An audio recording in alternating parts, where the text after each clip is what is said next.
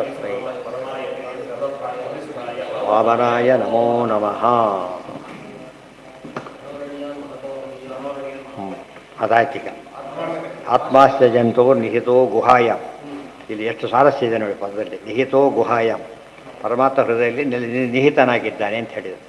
ಇದ್ದಾನೆ, ನಿಹಿತನಾಗಿದ್ದಾನೆ ಅಂತ ಹೇಳಿದರು. ಏನಾಗಿದ್ದೆ? ಇದ್ದಾನೆ ಅಂತ ಒಂದರ್ಥ ಅದಕ್ಕೆ. ಹಿತರಾಮ್ ಹಿತ, ಹಿತೈಷಿಯಾಗೇ ಇದ್ದಾನೆ ಪರಮಾತ್ಮ. ಅದು ಇಂಪಾರ್ಟೆಂಟ್. ದೇವರು ಹೇಗಿದ್ದಾನೆ?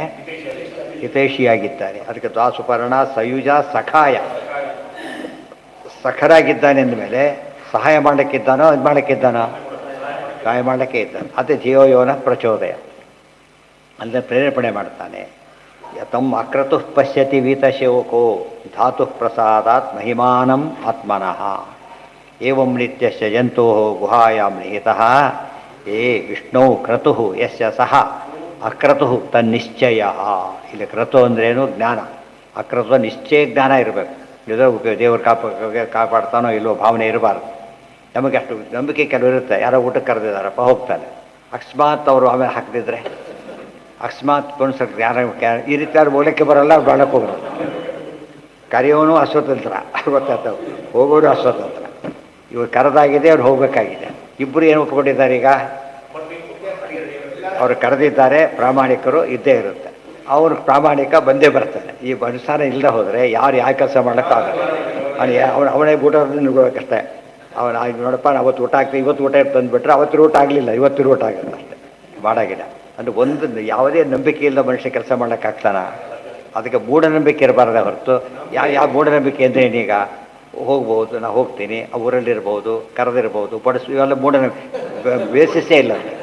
ಇಲ್ಲಿ ಕರೆದಿದ್ದಾನೆ, ಅವನು ಬೇಸಿದೆ, ಕರೆದಿದ್ದಾನೆ ಮತ್ತು ಪ್ರಾಮಾಣಿಕ, ಗೊತ್ತಾಯ್ತಾ? ಅವಾಗ ಕಾರಣ ಸುಮ್ಮನೆ ಅದಕ್ಕೆ ಕಂಡಿದ್ದು ನಂಬೋದೆಲ್ಲ ಏನಾಗಿದೆ ನಮ್ಮದು ಇವತ್ತು? ಮೂಢನಂಬಿಕೆನೇ. ಆ ವ್ಯಕ್ತಿಗಳೇ ಇಲ್ಲ, ಅವರೆಲ್ಲ ಸುಳ್ಳುಗಳು. ಅದನ್ನು ನಂಬ್ಕೊಂಡು ಇದು ಮಾಡ್ತಾ ಇದ್ದಾರೆ. ಪೇಪರ್ನಲ್ಲಿ ಬರುತ್ತಲ್ಲ ಮೋಸಗಾರರು ಅಂತೇಳಿ, ಆ ಥರ ಆಗಿಬಿಟ್ಟಿದೆ. ಆದರೆ ಅದನ್ನು ನಂಬಾರ್ದು, ನಂಬಬೇಕಾದನ್ನು ನಂಬಬೇಕು. ಅದಕ್ಕೆ ಶ್ರದ್ಧಾ ಹಿ ಪರಮಾಗತಿ. ಶ್ರದ್ಧೆ ಇಲ್ಲದ ಕೆಲಸ ಮಾಡೋಕ್ಕೆ ಸಾಧ್ಯನೇ ಇಲ್ಲ. ಮಾಡಿದರೆ ಅದು ಕೆಲಸ ಆಗೋದೇ ಇಲ್ಲ. ನಾನೇನು ನಂಬೋದಿಲ್ಲ ಅಂತ ಹೇಳೋಕ್ಕೆ ಶಕ್ಯನೇ ಇಲ್ಲ. ಕಂಡಕ್ಟರ್ ಟಿಕೆಟ್ ಬರ್ಕೊಡ್ತಾರೆ, ಗೊತ್ತಾಯ್ತಾ? ದುಡ್ಡು ಕೊಡದೆ ಹೋಗ್ಬಿಡ್ತಾನೆ ಆ ಕಡೆ. ನಾವೇನು ಮಾಡ್ತೀವಿ? ಈಗ ಕೊಡೋದು ಗಲಾಟೆ ಮಾಡೋಕ್ಕೆ ಯಾರು ಸಾಧ್ಯ ಇದೆಯಾ? ನಂಬಲೇಬೇಕು. ಮತ್ತೆ ಕೊನೆಗೆ ಇವರೇ ಬರ್ತು ಹೋಗ್ಬಿಡ್ತಾರೆ ಎಷ್ಟೋ ಥರ. ಅದು ಬೇರೆ ಕೆಲಸ. ಆ ರೀತಿ ಮಾಡೋದು ಟ್ರಿಕ್ ಮಾಡ್ತಾರೆ ಕೆಲವರು. ಇದ್ದರೂ ಬರ್ಕೊಟ್ಬಿಟ್ಟಿರ್ತಾರೆ, ಅವ್ರು ಅರ್ಜೆಂಟ್ ಹಿಡಿದೋಗ್ಬಿಡ್ತಾನೆ. ಅದೇ ಕಷ್ಟ ಆಗುತ್ತೆ ಈಗಳಿಗೆ. ಎಲ್ರಿಗಲ್ಲದೆ ಹೋದ್ರೆ ಒಂದು ಗುಂಪು ಹಾಗಿರುತ್ತೆ. ಎಲ್ಲರೂ ಮೋಸಗಾರರಲ್ಲ, ಎಲ್ಲರೂ ಸಾಚಾನೂ ಅಲ್ಲ. ಇಲ್ಲಿ ನೋಡಿ, ಆದ್ದರಿಂದ ಅಕ್ರತು ತನ್ನಿಶ್ಚಯ ಪಶ್ಯತಿ. ಎಲ್ಲರಿಗೂ ಕಾಣೋದಿಲ್ಲ ದೇವರು. ಇದನ್ನು ಅರ್ಥ ಮಾಡ್ಕೊತ ಹೋದರೆ ಕಾಣಿಸ್ತಾನೆ. ಜೀವಾದ್ ಗುಣ ಪರಿಮಾಣಂ ಯಸ್ಮಾದ್ ವಿಷ್ಣೋರ್ ಮಹತ್ತರಂ ತಸ್ಮಾತ್ ಜೀವಾತ್ ಸ ಮಹಿಮಾ ವಿಷ್ಣುರಿತ್ಯುಚ್ಯತೆ ಶ್ರುತೌ. ಜೀವಾದ್ ಗುಣ ಪರಿಮಾಣಂ ಯಸ್ಮಾದ್ ವಿಷ್ಣೋರ್ ಮಹತ್ತರ. ಪರಮಾತ್ಮನ ಪರಿಮಾಣ ಅಂದರೆ ಪರಮಾತ್ಮನ ಪರಿಮಾಣ ಎಷ್ಟು ಅಂತ ಕೇಳಿದರೆ, ಜೀವನಿಗಿಂತ ಅತಿ ಸೂಕ್ಷ್ಮ. ಮಹತ್ನಲ್ಲಿ ಮಹತ್ಗಿಂತ ಮಹತ್ತು. ಅದು ಯೋಚನೆ ಮಾಡಲಿಕ್ಕೆ ಸಾಧ್ಯ. ಅತಿ ಚಿಕ್ಕದಾಗಿ ನೋಡ್ಲಿಕ್ಕೆ ಹೋದರೂ ನಮಗೆ ಎರಡೂ ಕಾಣಿಸೋದಿಲ್ಲ. ಹಿಮಾಲಯ ಭಾರಿ ದೊಡ್ಡದು, ದೂರ ಇದೆ, ಕಾಣಿಸೋದಿಲ್ಲ. ಆದರೆ ಆ ಕಡೆಗೆ ಚಂದ್ರ ಕಾಣಿಸ್ತಾನೆ, ಆ ಕಡೆ ನಮಗೆ ಕಾಣಿಸೋದಿಲ್ಲ. ಇಲ್ಲಿ ಬೀರುವೆಗಳು ಕಾಣಿಸುತ್ತೆ, ಮುಂದೆ ಹೋದ್ರೆ ಬ್ಯಾಕ್ಟೀರಿಯಾ ಕಾಣಿಸೋದಿಲ್ಲ. ನಮಗೆ ಅತಿ ಚಿಕ್ಕದು ಕಾಣಿಸೋದಿಲ್ಲ, ಅತಿ ದೊಡ್ಡದು ನಮಗೆ ಕಾಣಿಸೋದಿಲ್ಲ. ಗೊತ್ತಾಯ್ತಾ? ಅದು ದೇವರು ಏನು ಮಾಡ್ತಾನೆ? ಅತಿ ಚಿಕ್ಕದರಲ್ಲೂ ಇದ್ದಾನೆ, ಆದ್ದರಿಂದ ದೇವರು ಕಾಣಿಸೋದಿಲ್ಲ. ಅತಿ ದೊಡ್ಡದರಲ್ಲಿ ಇದ್ದಾನೆ, ಆದ್ದರಿಂದನೂ ದೊಡ್ಡ ನಮಗೆ ಅದು ಕಾಣಿಸೋದಿಲ್ಲ. ನಮಗೆ ಕಾಣಿಸೋದಾಗ ಗೊತ್ತಿಲ್ಲ, ಬೇರೆ ಕಡೆ ಹುಡುಕಕ್ಕೆ ಹೋಗಿಲ್ಲ, ಸಿಗೋದೇ ಇಲ್ಲ. ಪರಮಾತ್ಮ ಎಲ್ಲ ಕಡೆ ಇದ್ದಾನೆ, ಎಲ್ಲನೇ ಫಸ್ಟ್ ಗೊತ್ತಿಲ್ಲ ಇವರಿಗೆ. ಗೊತ್ತಾಯ್ತಾ? ಆ ನೋಡ್ತಾ ದೇವ್ರನ್ನ ಮರ್ತು ಬಿಡ್ತಾನೆ. ಅದು ನೋಡ್ತಾ ಕೃಷ್ಣನ ಅಲಂಕಾರ ಮಾಡಿರ್ತಾರೆ, ನೋಡಬೇಕು. ಅಲಂಕಾರ ನೋಡ್ತಾ ದೇವ್ರನ್ನ ಬಿಟ್ಟುಬಿಟ್ರೆ ಅಲಂಕಾರ ಭಾರಿ ಇದೆ. ದೇವ್ರು ಚೆನ್ನಾಗಿತ್ತು, ಅಲಂಕಾರ ಚೆನ್ನಾಗಿತ್ತು. ದೇವರಿಗೆ ಅಲಂಕಾರ ಚೆನ್ನಾಗಿ ಕಾಣಿಸ್ತೇ ಹೊರತು ಅಲಂಕಾರದಿಂದ ದೇವರಿಗೆ ಅಲಂಕಾರ ಬರೋದಿಲ್ಲ. ಆ ಯೋಚನೆ ಇರ್ತದೆ. ದೇವರಿದ್ದೇ ತಗೊಳ್ಳಿ, ಯಾರು ಇನ್ನೊಬ್ರು ಹಾಕೊಂಡ್ರೆ ಫ್ಯಾನ್ಸಿ ಡ್ರೆಸ್ ಆಗಿಬಿಡೋದು. ಗೊತ್ತಾಯ್ತಾ? ಇದನ್ನು ಯೋಚನೆ ಮಾಡೋದು. ಅದನ್ನು ನೋಡ್ತಾ ಮರ್ತ ಡೈವರ್ಟ್ ಆಗಿಬಿಡ್ತಾನೆ ಮನುಷ್ಯ. ಡೈವರ್ಟ್ ಆಗಬಾರ್ದು. ಅದಕ್ಕೆ ಏನು ಬೇಕು? ಅದಕ್ಕೆ ಜ್ಞಾನ, ಪ್ರಯತ್ನ, ಎಲ್ಲ ಸಾಧನೆ, ಎಲ್ಲ ಅದಕ್ಕೆ ಸಾಧನೆ ಅಂತ ಕರೀತಾರೆ. ಯಾಕೆಂದರೆ ದೂರ ಹೋಗೋಷ್ಟು ದೂರ ಅಂತ ಡ್ರೈವ್ ಮಾಡಬೇಕಲ್ಲ ಅವನು, ಅದು ಪ್ರಯತ್ನ. ಜೀವಾದ್ ಗುಣ ಪರಿಮಾಣಂ ಯಸ್ಮಾದ್ ವಿಷ್ಣೋರ್ ಮಹತ್ತರಂ ತಸ್ಮಾತ್ ಜೀವಾತ್ ಸ ಮಹಿಮಾ ವಿಷ್ಣುರಿತ್ಯುಚ್ಯತೆ ಶ್ರುತೌ. ಅದಕ್ಕೆ ದೇವರ ಮಹಿಮೆಯನ್ನು ಭಾರಿ ಮಹಿಮೆ ಅಂತ ಕೊಂಡಾಡ್ತಾರೆ ಅಂಥೇಳಿ ವಾಕ್ಯ ಕೊಟ್ಟು ಮಾಡಿದೆ. ದೇವರ ಮಹಿಮೆ ಮತ್ತೊಂದು ಹೇಳ್ತಾರೆ. ಆಸೀನೋ ದೂರಂ ವ್ರಜತಿ ಶಯಾನೋ ಯಾತಿ ಸರ್ವತಃ ಕಸ್ತಂ ಮದಾಮದಂ ದೇವಂ ಮದನ್ಯೋ ಜ್ಞಾತುಮರ್ಹತಿ ಆಸೀನೋ ದೂರಂ ಮೃಜತಿ. ಹಿಂದೆ ಬಂದಿದೆ ಆಗಲೇ, ಎಲ್ಲಿ ಈಶಾವಾಸ್ಯರೇ ಬಂದಿದೆ ಆಗಲೇ. ತದ್ಧಾವತು ಅನ್ಯಾನ್ ಅತ್ತೇತಿ ತಿಷ್ಠತ್ ಅಂತ ಹೇಳಿದ್ದಾರೆ. ಗೊತ್ತಾಯ್ತು. ಪರಮಾತ್ಮ ಕೂತಲ್ಲೇ ಓಡೋರನ್ನು ದಾಟಿ ಹೋಗ್ಬಿಟ್ಟಿರ್ತಾನೆ ಆಗಲೇ. ಪರಮಾತ್ಮ ಕೂತಿದ್ದು ಓಡೋರನ್ನು ದಾಟ್ತಾನೆ, ಸರ್ವತ್ರ ವ್ಯಾಪ್ತ ಅಂತ ಅರ್ಥ. ಅದಕ್ಕೆ ಆಸೀನಃ ದೂರಂ ಮೃಜತಿ, ಕೂತಿದ್ದೇ ದೂರಕ್ಕೆ ಹೋಗ್ತಾನೆ. ಶಯಾನೋ ಯಾತಿ ಸರ್ವಶಃ, ಮಲಗಿದ್ದು ಎಲ್ಲ ಕಡೆ ಓಡಾಡ್ತಾನೆ. ಇದು ದೇವರ ಮಹಿಮೆ. ಇದು ಕಸ್ತಂ ಮದಾಮದಂ ದೇವಂ ಮದನ್ಯೋ ಜ್ಞಾತುಮರ್ಹತಿ. ಆದ್ದರಿಂದ ನಾವು ನಮ್ಮಂಥವ್ರು ಬಿಟ್ಟರೆ ಉಳಿದವರಿಗೆ ಗೊತ್ತಾಗೋದಿಲ್ಲ ಅಂತ ಬ್ರಹ್ಮದೇವರು ಹೇಳ್ತಾ ಇದ್ದಾರೆ. ಎಂದೂ ಕೂಡ ದೇವರು ಆನಂದಪೂರ್ಣನಾಗಿದ್ದಾನೆ. ಆದರೆ ಎಂದೂ ಕೂಡ ಏನಾಗಿಲ್ಲ ದೋಷ. ಅಮದ ಅಂತ ಹೇಳಿದರೆ ದೋಷ ದೂರ, ಮದ ಅಂದರೆ ಗುಣಪೂರ್ಣ, ಮದಿ ಹರ್ಷೆ, ಆನಂದಾದಿ ಗುಣಪೂರ್ಣನಾಗಿದ್ದಾನೆ.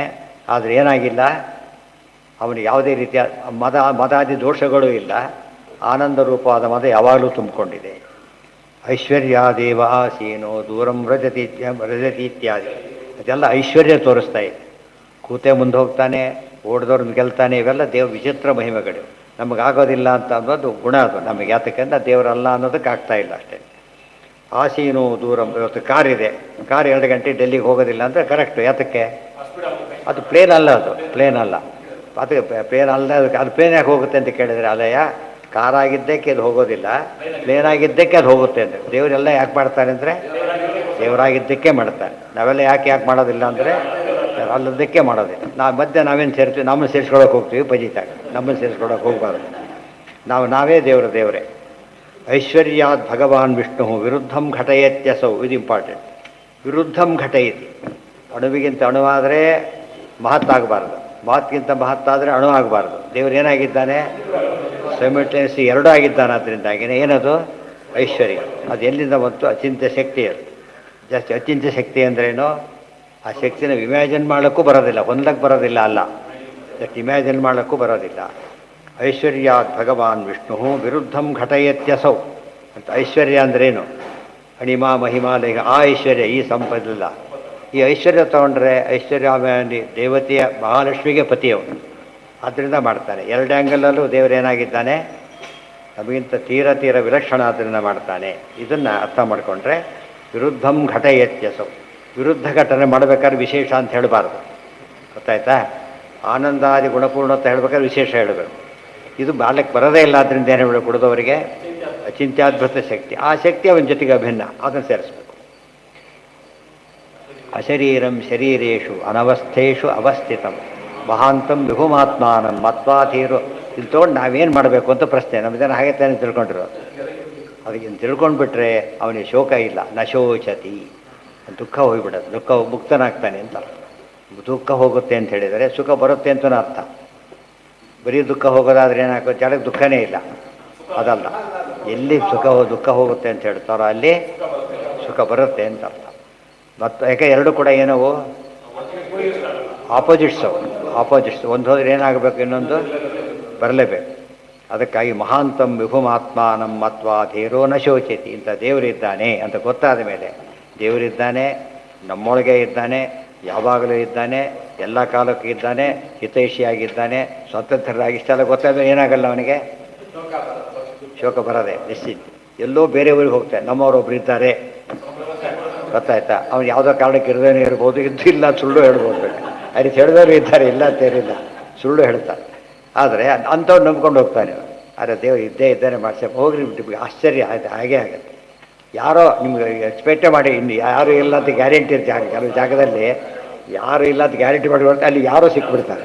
ಎಷ್ಟೋ ಅಂದರೆ ನಾವು ಅಂದ್ಕೊಂಡಕ್ಕಿಂತ ಜಾಸ್ತಿ ಇದು ಮಾಡೋರು ಸಿಕ್ಬಿಡ್ತಾರೆ. ಅದೆಲ್ಲ ನಮ್ಮ ಯೋಜನೆ ಅಲ್ಲ. ಯಾರು ಮಾಡೋದು? ಅದನ್ನು ದೇವರು ಮಾಡ್ತಾನೆ. ಆ ವಿಶ್ವಾಸ ಇರಬೇಕು. ಇಲ್ಲೆಲ್ಲ ಬೇರೆ ಊರಿಗೆ ಹೋಗಕ್ಕೆ ಪ್ಲಾನ್ ಮಾಡ್ತಾರೆ. ಯಾರಿರ್ತಾರೆ ಏನು ರಿಸರ್ವ್ ಮಾಡಿಸಿ ಇದು ಮಾಡಿ ಏನೇನೋ ಹೋಗ್ತಾನೆ. ಯಾರು ಸಿಗ್ತಾನೆ? ಈಗ ದೇಹ ಬಿಟ್ಟು ಹೋಗ್ತಾರೆ. ಎಲ್ಲಿಗೆ ಹೋಗ್ತಾನೆ? ಏನು ಗೊತ್ತಿಲ್ಲ, ಏನೂ ಗೊತ್ತಿಲ್ಲ ಅವನಿಗೆ. ಯಾವುದು ಕಾಪಾಡುತ್ತೆ? ಈಗ ಅವನೇನು ಹೇಳ್ತಾನೆ? ದುಡ್ಡಿದೆ, ಬುಕ್ ಮಾಡಿದ್ದೇನಾಗಲಿಲ್ಲ, ಬುಕ್ ಮಾಡಿದ್ದೇನೆ ಅಂತ ಹೇಳೋದಿಲ್ಲ. ಪುಣ್ಯ ಕಾರ್ಯ ಮಾಡಿದ್ದಾರೆ, ಬುಕ್ ಆಗಿದೆ ಅಂತ ಅರ್ಥ. ಪುಣ್ಯ ಕಾರ್ಯ ಮಾಡಿದ್ದೆಲ್ಲ ಏನಾಗ್ತಾ ಬರುತ್ತದು? ಬುಕ್ ಆಗಲಿಕ್ಕೆ ಶುರುವಾಗ್ಬಿಟ್ಟಿರ್ತಾಗಲೇ. ತಿಳಿತಾ? ಅಲ್ಲಿ ಹೊರಗೆ ರಿಸೀವ್ ಮಾಡ್ಕೊಂಡು ಬಂದ ವ್ಯವಸ್ಥೆ ಮಾಡಿಬಿಟ್ಟಿರ್ತಾರೆ. ಇದು ಅರ್ಥ ಮಾಡಿಕೊಂಡ್ರೆ ನಾವು ಬೇರೆ ಊರಿಗೆ ಹೋಗ್ಬೇಕಾದ್ರೆ ಏನೇನು ಪ್ಲಾನ್ ಮಾಡಿರ್ತೇವೋ, ಈ ದೇಹ ಬಿಟ್ಟು ಹೋದ್ರೆ ಅದೇ ನಡೆಯೋದು. ಆ್ಯಕ್ಚುಲಿ ನಮಗೆ ಅದು ಗೊತ್ತಿಲ್ಲ. ಆದ್ದರಿಂದ ಎಲ್ಲ ಖರ್ಚು ಮಾಡಿ ಹೋಗಬೇಕು, ವೇಸ್ಟ್ ಆಗೋದಿಲ್ಲ. ಕೊಟ್ಟು ಹೋಗಿಬಿಟ್ರೆ ಅದು ತೊಗೊಂಡವ್ರು ಎಲ್ಲಿ ಹೋಗ್ತಾರೆ ನಿಮ್ಗೆ ಮುಖ್ಯ ಅಲ್ಲ, ಕ್ಯಾಶಿಯರ್ಸ್ ಇದ್ದಾಗ ಅಷ್ಟೇ ಅವರು ದೇವರು ರೆಕಾರ್ಡ್ ಮಾಡಿರ್ತಾರೆ. ಆದ್ದರಿಂದ ಕೊಡಿಸ್ತಾರೆ. ನಾವು ಹೋದ ದಿವಸ ನಾವು ದುಡ್ಡಿದ್ದ ಕ್ಯಾಶಿಯರ್ ಇರಬೇಕು ಅಂತ ಏನೂ ಇಲ್ಲ. ಮೂರು ದಿವಸ ಅವ್ನ ಮುಖ ಕೂಡ ನೋಡಲ್ಲ ಆ್ಯಕ್ಚುಲಿ. ಏನು ಮಾಡ್ತೇವೆ, ಕೊಡೋದು ಇಸ್ಕೊಳ್ಳೋದು ಅಷ್ಟೇ ಹೊರತು ಅವ್ರು ಯಾರಾದ್ರು ಏನಂತೆ ಆರೋಗ್ಯ ಇದ್ದಾನು, ನೆಗಡಿನೋ, ಕೆಮ್ಮನೋ, ತಲೆನೋವು ಏನದು ಕೆಲ್ಸಕೊಡೋದಿಲ್ಲ. ಯಾಕೆ ಆದರೆ ಇನ್ನೊಬ್ರು ಕಳಿಸ್ತಾರೆ, ಏನೋ ಆಯ್ತಾನೆ ಮತ್ತೊಂದು ಬರ್ತಾರೆ. ನಾವೆಲ್ಲ ನಮ್ಮ ರೋಡ್ ಅಲ್ಲೇ ಅಲ್ಲ. ಈ ವಿಶ್ವಾಸ ಇರಬೇಕು. ಆಗ ಒಳ್ಳೆ ಕೆಲಸ ಧೈರ್ಯ ಮಾಡಿದ ಮೇಲೆ ನಿಶ್ಚಿಂತೆ, ಅದಕ್ಕೆಲ್ಲ ಧೈರ್ಯ. ಅದಕ್ಕೆ ನಶೋಚತಿ ಅಂತೇಳಿ, ಮುಂದೇನು ಅಂತ ಯೋಚನೆ ಮಾಡೋಕ್ಕೆ ಹೋಗಬೇಡಿ. ಸರಿಯಾಗಿ ಬದುಕಿದ್ರೆ ಕೆಟ್ಟದಾಗ ಚಾನ್ಸ್ ಇಲ್ಲೇ ಇಲ್ಲ, ಕೆಟ್ಟದಾಗ ಬದುಕಿದ್ರೆ ಒಳ್ಳೆಯದಾಗ ಚಾನ್ಸೂ ಇಲ್ಲ. ಅದು ಸರಿ ಮಾಡಿಕೊಳ್ಳಿ ಆದಷ್ಟು ಬೇಗ ಅಂತ ಹೇಳಬೇಕು. ಅಲ್ಲಿಗೆ ಸರ್ವೇಂದ್ರಿಯ ಪ್ರೇರಕೇಣ ಶ್ರೀ ಪ್ರಾಣಪತಿನೇರಿತ ಯದವೋಚಮಹಂ ತೇನ ಪ್ರೀಯತಾಂ ಕಮಲಾಲಯ.